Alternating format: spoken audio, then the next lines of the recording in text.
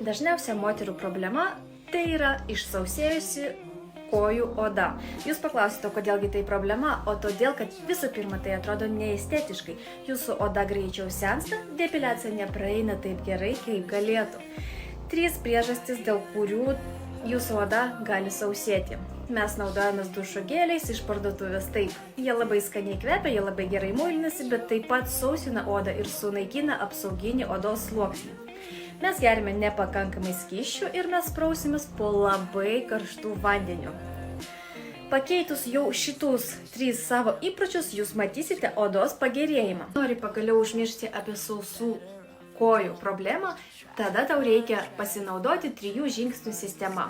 Pirmas žingsnis – nustoti plautis dušo geliais ir muilinti savo odą ir pradėti valyti odą enziminę pudrą 2 kartus per savaitę.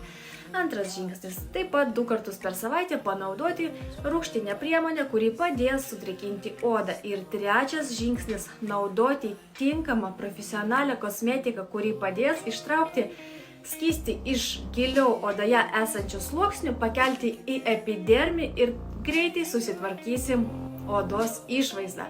Naudojant tokią 3 žingsnių sistemą, jau po mėnesio jūs net pažinsit savo odos. Apie šias priemonės skaitykite aprašymą.